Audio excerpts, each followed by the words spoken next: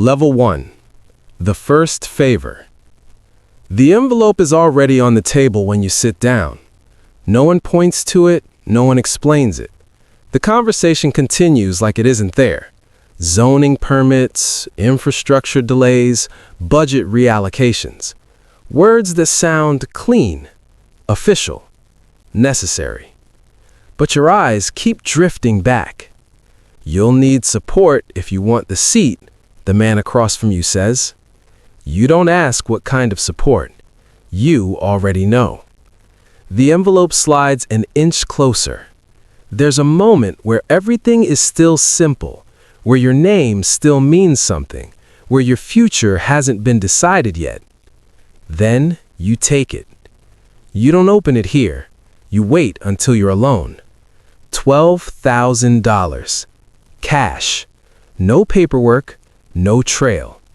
You tell yourself it's campaign funding, just temporary, just to get started.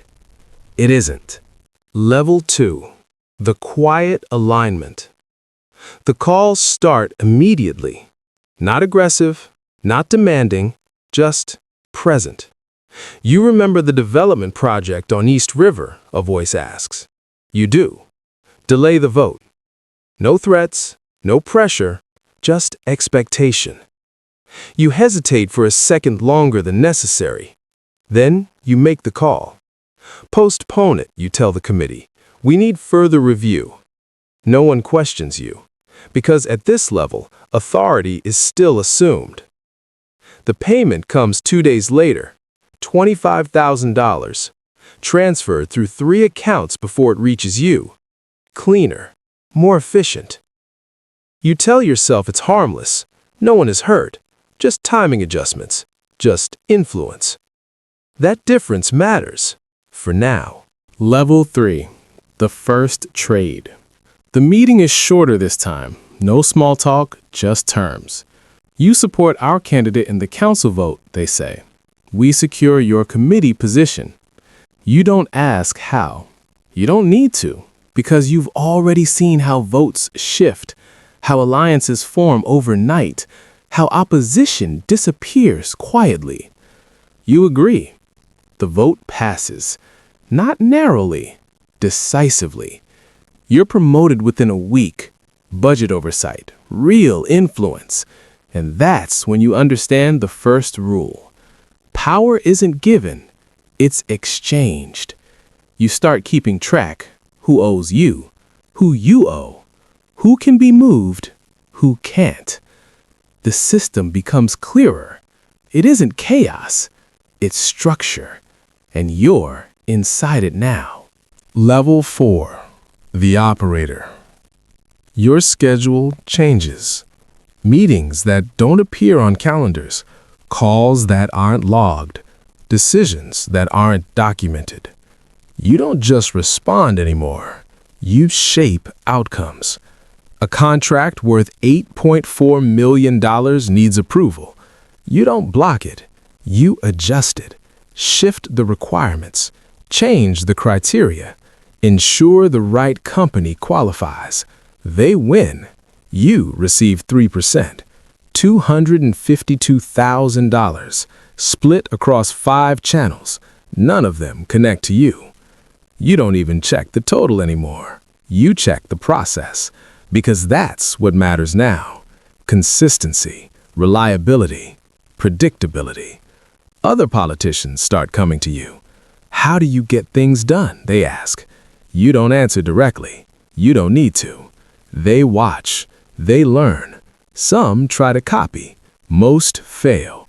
Because they don't understand the second rule. It's not about taking. It's about controlling how things move. And you've learned how to move them. Level 5. The protection. The investigation starts quietly. An audit request. Routine on paper. But you recognize the pattern. You've seen it happen to others. This is how it begins. A staffer mentions irregularities. A journalist asks the wrong question. A regulator requests access they shouldn't have. You don't panic. You analyze. Who initiated it? Where it's coming from? How far it can go? Then you act. Not directly. Never directly. A transfer request delays the auditor. A legal complication stalls document access. A personal issue surfaces in the journalist's life. Nothing dramatic, nothing obvious, but effective. The investigation slows, then stops. Not officially, just disappears. You feel it then. The shift. You're no longer reacting to the system. You're protecting your place inside it. And that requires something new. Not influence, control. Level 6. The Power Broker. By now, your name carries weight.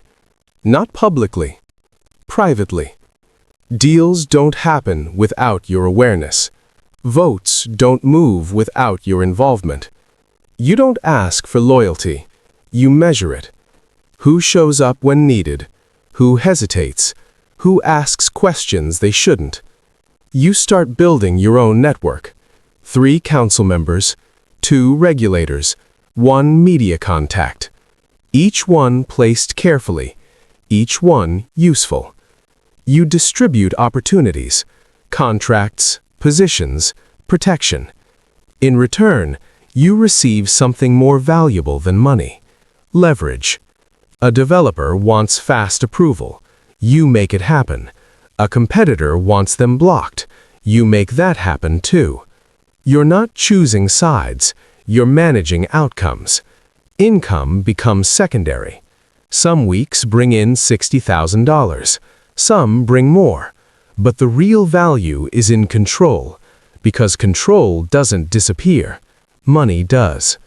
You understand the third rule now. The system rewards those who stabilize it and punishes those who disrupt it. You make sure you're never the disruption. Level 7. The Untouchables. The task force forms without warning. Federal. Multiple agencies. Too coordinated to ignore. Too focused to dismiss. They're not guessing. They're tracing.